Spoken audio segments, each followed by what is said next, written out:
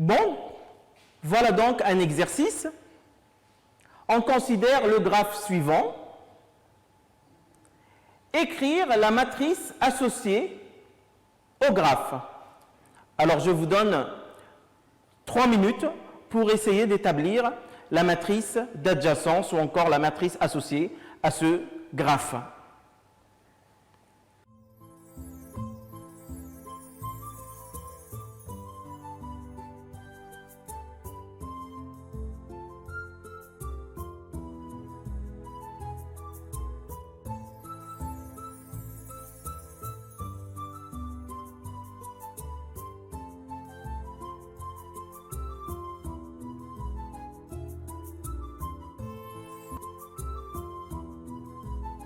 Bon, il me semble que là, vous avez trouvé déjà cette matrice associée à ce graphe.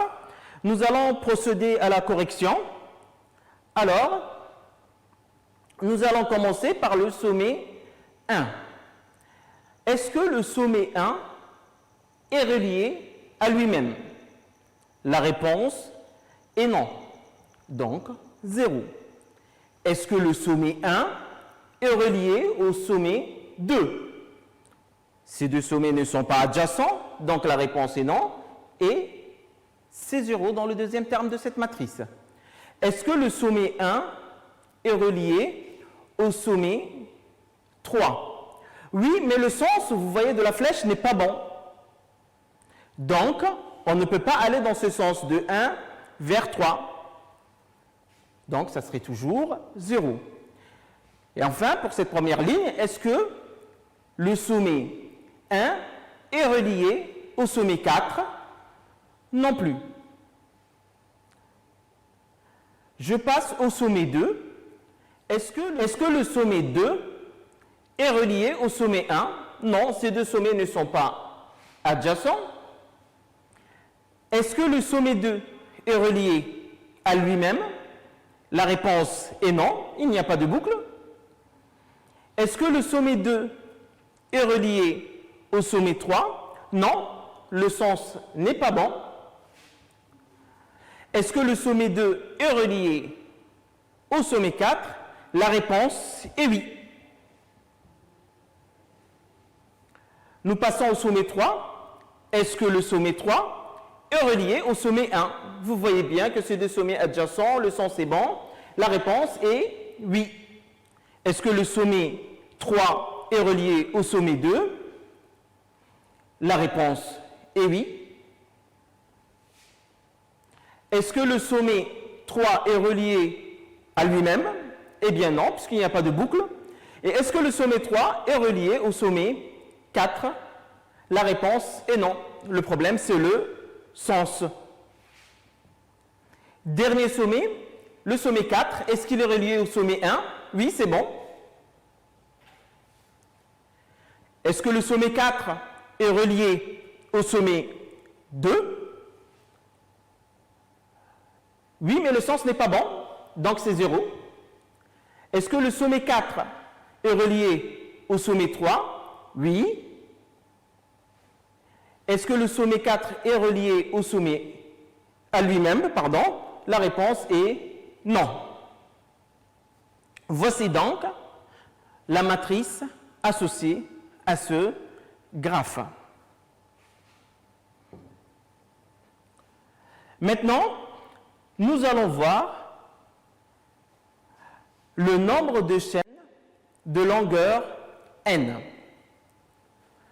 Alors, le terme AIJ, situé à la ligne I et à la colonne J de la matrice M exposant n, donne le nombre de chaînes de longueur n reliant le sommet I au sommet J.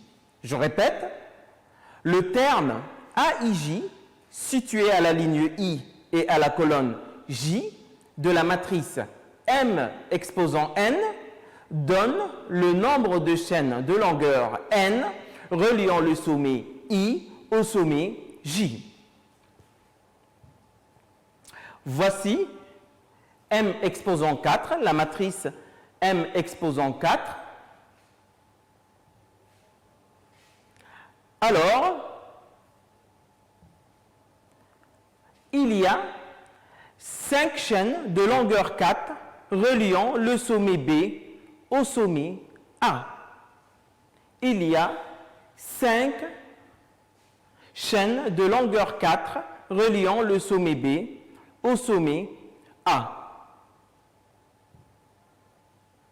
Alors là, nous allons voir comment, à partir d'une matrice M, on peut déterminer la matrice M exposant 4. Eh bien, ce travail-là, il sera dédié à la calculatrice. Là, nous allons vous montrer la manipulation de la calculatrice pour trouver la matrice M exposant 4. Donc, on est sur menu et là, on touche la touche F1 et puis on sélectionne la matrice A, puis on donne les dimensions de cette matrice. Vous voyez bien que notre matrice, c'est une matrice carrée d'ordre 3. Donc, c'est 3 et 3.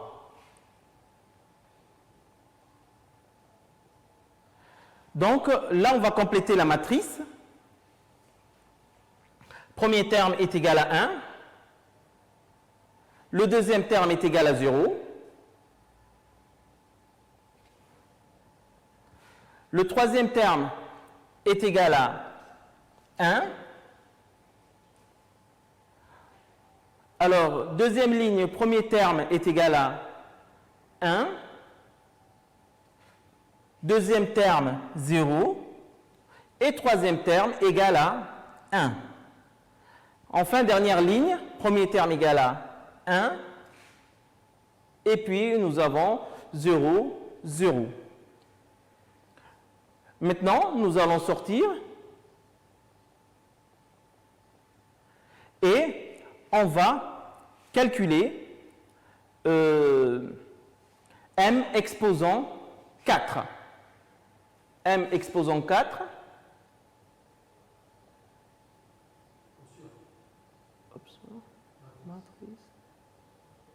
M exposant matrice A exposant 4. Et voici donc la matrice A exposant 4 qui correspond à M exposant 4. Voilà donc les captures d'écran de la matrice A et de la matrice A exposant 4 qui correspond à la matrice M exposant 4.